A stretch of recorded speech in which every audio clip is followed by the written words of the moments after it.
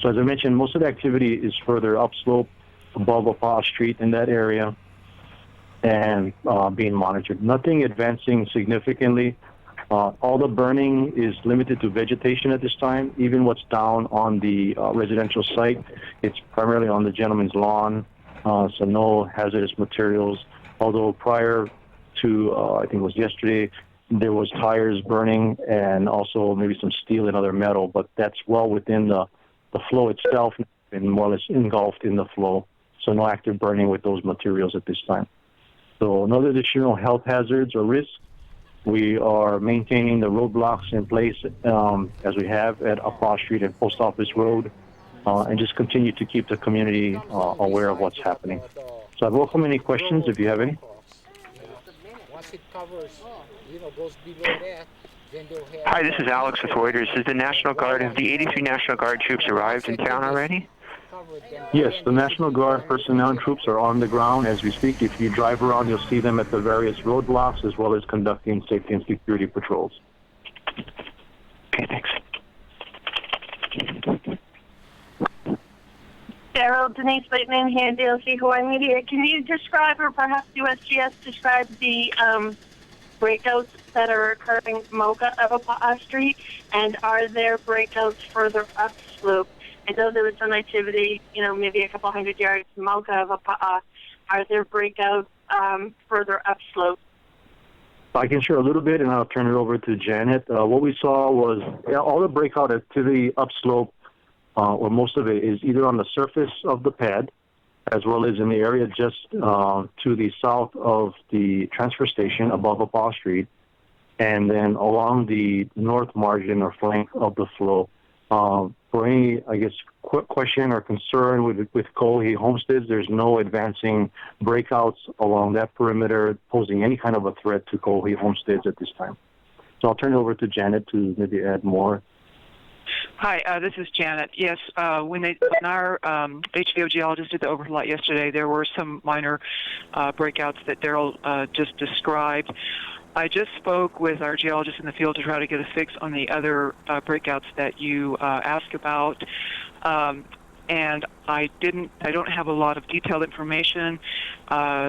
He was working near a fairly active finger and was dealing with a lot of hazards, burning vegetation. There were trees burning through, falling over, and a lot of methane blasts. So I thought it prudent to not distract him from that work, trying to get numbers at this time. So we'll have more to report at the briefing at 3 p.m.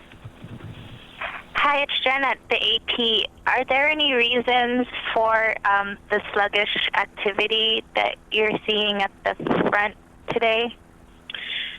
Well, some of the activity that we're seeing is just typical Pahoehoe behavior, where flow will advance slightly and then it'll slow down and inflate for a time, and then it'll move forward a little bit and then slow down, and then the energy goes into the inflation, and then the lava that's feeding the flow will cause the flow to inflate, and then it'll push forward. And so that's pretty typical Pahoehoe behavior. Hi, Janet. Tom with the Tribune Herald. Just to clarify, how many breakouts are you guys seeing out there? I don't know exactly the number of that, Tom. Okay. Dan DeCosta with the Star Advertiser. I don't know if this is for Janet or Daryl, but at the 6:30 update, the flow was less than half a mile from Highway 130. Has that changed? And where is the closest location on Highway 130 that it is? Is there a mile marker or some kind of landmark? Hi, Dan. This is Daryl. Yeah, it's still at that same distance from the highway, and we'll get you a mile marker, but it would be between the Pahoehoe Post Office Road going in a north direction, and just below, or if you drew a line straight across from Pahoehoe Street, so almost in the center of that area is where it's crossing, or would be crossing the village road and heading towards the highway. Daryl, Tom, Tribune Herald here. Are there any plans to close Highway 130 if the lava reaches a certain point or distance away? Yes, we're constantly having conversations about the trigger point for closing Highway 130. All the safety concerns with the operation on the highway are being considered to include that if the lava flow was visible, what kind of traffic impact that would create with distractions, people pulling over, parking on the road, etc. So we are weighing all of the potential problems and issues and safety risks, and it's possible, and I would say likely, that Highway 130 would be closed prior to the lava actually affecting it either on its shoulder or the road surface itself. As you heard me describe for Dan, the area that we're looking at between Post Office Road and Pahoehoe Street, if you just drew straight lines using those as reference points, it's still a pretty good expanse, and the lava flow could be anywhere within those boundaries. And where it approaches the highway, there may be different grades and other things that would need to be considered. So until we get a more definitive idea of where it's approaching the highway, then we'll have, I think, a more concrete answer or position from State Highways. I assume Railroad Avenue is still ready to go, of course, if need be. Yes, Railroad Avenue, it's been ready to go, available for our opening at any time when we pull the trigger to say, let's open it. So, yes, it's ready. And Beach Road has been open since they completed the improvements, so that road is actually being used as we speak. Daryl, EPA again, what are some of the firefighting measures that will happen or be expected to happen when the lava hits the roads? As far as the roads, there'd be nothing. I think probably the most significant firefighting strategy that has been made known to the community is that if and when a structure is in direct contact with the flow and then ignite, that structure will not be extinguished. Basically the lava flow they're allowed to continue, and unfortunately the structure would likely burn down. But any neighboring property or structures would be protected as an exposure if they're not involved in direct contact with the lava flow. That also includes if a brush fire was to be started, the extinguishment of the brush fire to prevent the loss of additional property that's not in direct contact with the lava. Dan from the Star Advertiser again. Daryl or Janet, I'm still a little confused about the Highway 130 threat. If it crosses where it seems likely, is that going to also, I know it's going to cut off Lower Puna, is that going to cut off Pahoehoe Town proper as well? Yeah, Dan, this is Daryl. That's correct, because if you recall, all of the efforts being made to establish these alternate routes, Railroad Avenue, Beach Road, and Chain of Craters, have been plans put into motion because of that isolation issue. Once it crosses the Pahoehoe Village Road and Highway 130, without those alternate access routes, there'd be basically a situation of isolation for the areas from Hawaiian beaches all the way south, with the exception if you could still use part of Beach Road. So it's essential that those alternate access roads are put in place, and it's also essential that we continue to move forward with the Chain of Craters Road if this event was to play out as it's possible and go all the way to the ocean. Daryl, John Burnett from the Tribune Herald. You said yesterday afternoon, and I know that's problematic forecasting these things, but you said that if the lava continues at its current rate and path, that it's possible that, as of the 3 o'clock briefing, that Pahoehoe Village Road would be covered it would reach there within 24 to 48 hours. Any update on that?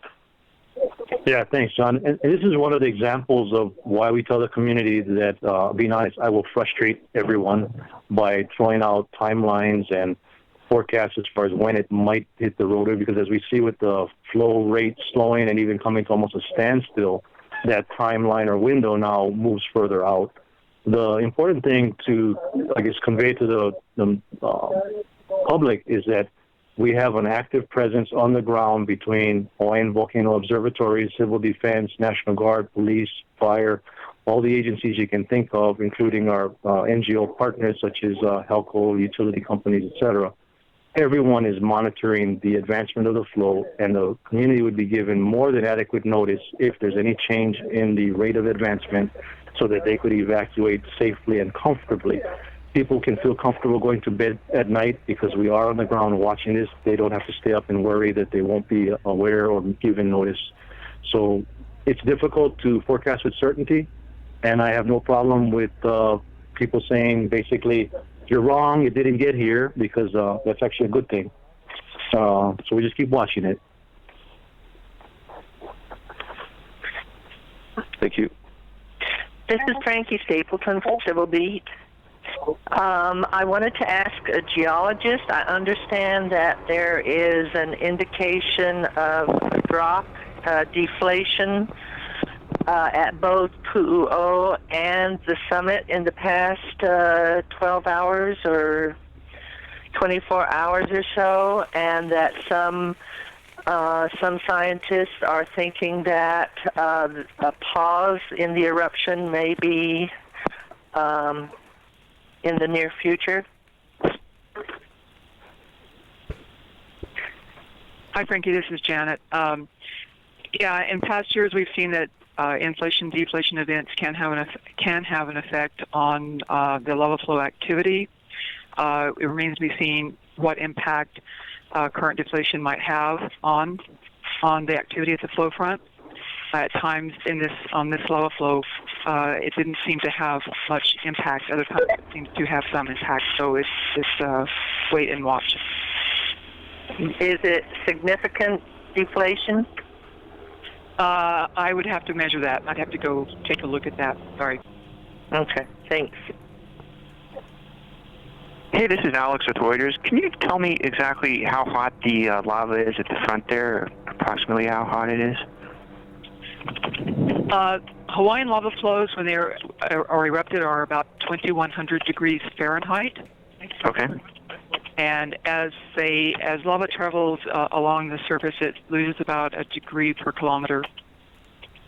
Oh, okay. So where it is there near the town, what temperature is it approximately? Well, when the molten lava, when you see the red hot molten lava, it's about 2,100 degrees. What happens is as it cools, as soon as the lava is exposed to air and it cools, the temperature drops because as the surface of the flow cools and hardens, that crust acts as an insulator and prevents some heat loss. Okay, great.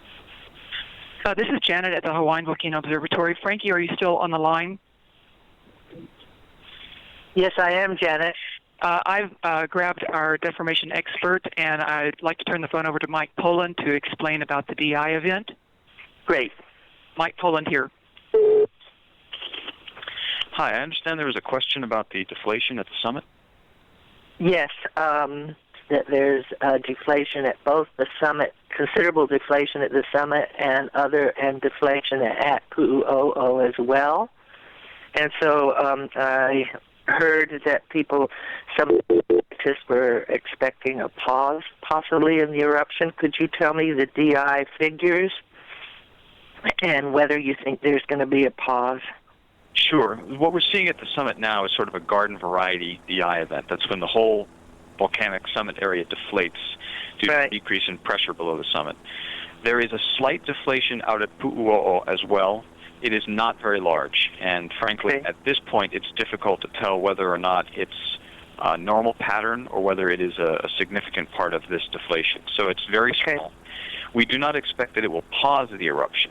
However, these DI events are often associated with a decrease in the supply of lava that's provided by the eruptive vent to the lava flow front.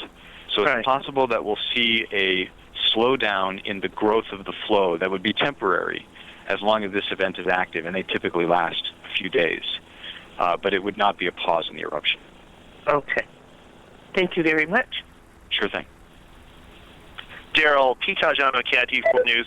Can you talk a little bit more about Pahoehoe Village Road, and if lava does cross that road, are you considering bulldozing that road to create a channel so the lava doesn't build up, or are you just going to let it roll over that road? Have there been plans made yet? Yeah, thanks. No, there's no plans at this time to bulldoze a channel on Pahoehoe Village Road. The road is actually fairly level with the surrounding properties that the flow is currently transitioning through. So the flow would be just able to cross the road without any type of a berm or a blockage that might cause it to widen. So at this point, there's no plan to bulldoze the road. Okay, thank you. Sure. Daryl, this is Sherry Bracken. Is there any update on the plan with the berm? No, other than that the berm is still there. It's been assessed. and the flow is probably within about 10 feet of the berm, but the flow that's there isn't even moving at this point. So again, it's just a wait and see and observe what's happening with the behavior of the flow as it reaches the berm. And because it's moving so slowly at this time, as I mentioned, it hasn't advanced at all towards the berm since early this morning. There's a little red roof house next to what appears to be the berm person's house. Is that little red roof house his property as well, or is that somebody else's? That's his neighbor's property. That's on the north side. Yeah. Yeah. Thank you. Sure. Daryl Tom with the Tribune Herald. I just wanted to clarify, about how far away is the flow front from 130 at this point? 130 right now, it would be approximately a half a mile to 130. I'll get the exact measurement if you give me a few seconds. But like I said, we were using the village road as the initial measuring stick, which is about 470 feet from the village road. If you hang on, we'll get you the measurement on the highway. Yeah, so it's just about a half a mile. I'm actually 0.47 miles to the highway. Okay. Yeah, thanks. Thank you. Sorry, how many feet did you say from the whole village road? Approximately 470 feet. It's, as was measured this morning, 155 meters, sorry. Daryl Thomas, the Tribune Herald. Any more efforts to reach out to folks in the restricted area or the projected path down there? Will that be done again tonight? Highly unlikely. What we're trying to do is balance our contact with them. It can be very challenging for them to be disturbed or approached constantly. They have enough that they're dealing with. We've made multiple contacts with the residents, but now we're trying to balance that with, if there's any change with the flow, we let them know. If there's any chance that the advancement rate is picking up, we let them know. But we'd also want to give them alone without being bothered by us if it's not necessary. We are driving through the area regularly. We also have officers at both roadblocks as well as with our National Guard personnel. The community is very close-knit. The residents within that area are walking freely within that area, socializing with each other, as well as coming out and talking to the personnel at the roadblocks, as well as stopping us as we drive through. So the face-to-face contact with the residents is occurring almost around the clock if they're outdoors. And if there's any change, we'll go back. But we just don't want to over-bother them or over-tax them with constant contact so that they can have some privacy. Okay. And is it clear how many people have left? That's still not clear because some are coming and going. They may be staying outside of the area at night out of just, uneasiness, but they are here during the day. But we don't have an exact number at this point of those have, I don't want to say permanently, but who have relocated for the duration of the event. Hi, Mike. Question for you. This is Peter. I had a question about whether the slowdown is related to more, as you know, the breakouts or the DI events, and also how long would it take for the DI events to propagate down to the flow front? And lastly, when the eruption resumes or the I event happens, do you expect breakouts to happen elsewhere along the flow? Thank you. I'm sorry, could you repeat that question? I didn't only caught that. Okay, so there are breakouts along the flow. How much is the slowdown related to the breakouts, and how much is it related to the deflation events? At this point, the slowdown in the flow advance rate is probably not as related to the DI event as it is to breakouts upslope and overall flow inflation and widening. The DI event slowdown will usually take a day or two before it propagates the length of the lava flow. You can sort of imagine it as a hose that you've turned off the water or turned down the water, and it takes quite a while for it to drain to the end of the hose, to reach the end of the hose. So we might expect to see a slowdown related to the DI event later today, perhaps tomorrow, certainly into the weekend, depending on how long the DI event lasts. But over the last few days or hours, the slowdown is probably more related to flow inflation and upslope breakouts. Thanks. And the second part of that question was, do you expect breakouts in other places when the inflation parts of the DI event occurs? Yeah, it's entirely possible that we'll start seeing breakouts in other places because once that DI event is over, assuming that the flow slowed down because the supply of lava from Pahoehoe sort of limited the flow growth, we could see a small surge of lava coming through the lava tube system, and that might overwhelm the tube system in some places. That would result in small breakouts wherever the tube was leaky. So oftentimes, as a DI event ends and we see the inflation phase of that event, we'll see breakouts as that pickup in supply of lava through the tube system propagates its way down the flow. Hi, this is Alex with Reuters again. I'm sorry, would the gentleman from HBO who's just speaking identify himself? Yeah, my name's Mike Poland. I'm a geophysicist at HBO. Okay, thank you. And I have one more question for Daryl. I know you said that in the immediate danger path of this lava front there are about 50 homes.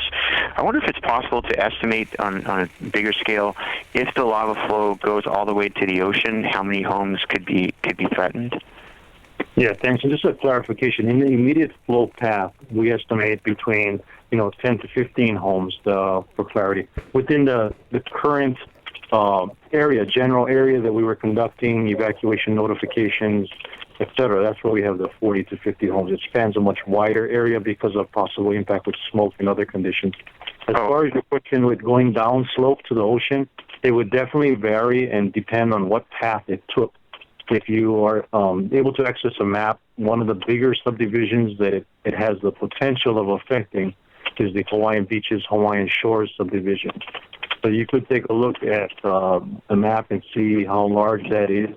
There is a significant population there that, again, depending on the path, it could affect that subdivision. But I guess it's impossible at this point to say how many exact homes it could affect in that area, right? Right, exactly. And part of it, too, is understanding that what is forecasted today based on current flow activity could change as the flow moves through because it widens as it moves. So, and that's just the general characteristics of how the flow behaves. So even though a very narrow track or advancing flow could be what's seen today, in weeks ahead, it could be a very widened flow in the back that would affect more homes as it expands laterally. Yeah, okay. And on that note, the front, how wide is the front right now? And if I could, Janet, I didn't get the data as far as the flow width on the front. I'm not sure if you have any current. Yeah, this is Mike at HBO again. The flow fronts, the last time we looked at it was on the order of about 50 meters wide, about 60 yards wide or so. Okay, thanks. Aloha, Mike. It's me, Leka Lincoln with Hawaii News Now. While I have you on the line, do you think you could just, because I know I'm going to be consistently asked this question today, could you, in the most layman's terms, explain again how this sluggish slowdown is typical of Pahoehoe lava? I'm sorry, was that a question for HBO? Yes. Oh, sorry, could you repeat Mike or Janet, Yeah. whoever's listening. Yeah, this is Mike. Hey, Mike, it's me, Leka. I was just wondering if you could, in the most layman's terms, explain how this sluggish slowdown of the advancement is typical of Pahoehoe lava and not necessarily indicative of anything truly out of the ordinary that's happening? Sure. So the way Pahoehoe tends to advance is through these fits and starts. You'll get a flow that begins to inflate. There aren't going to be many breakouts, but it'll actually thicken over time as lava comes into the flow but is not released through small lobes. And then a piece of the flow front or margin will break open, and there'll be a surge of lava that comes out of that, a bit like pressure being released. The flow will deflate slightly as it feeds one of these outbreaks. The outbreak will cool, and the flow will start to thicken again. And you'll also see some interactions with small-scale topography. For example, if it reaches a flat area, the flow will tend to expand and fill that flat area in before it advances downslope again. So the sort of fits and starts we see with the Pahoehoe flow over the last a day or two are exactly the sort of thing that we often see in other places on Kilauea where Pahoehoe flows have flowed through.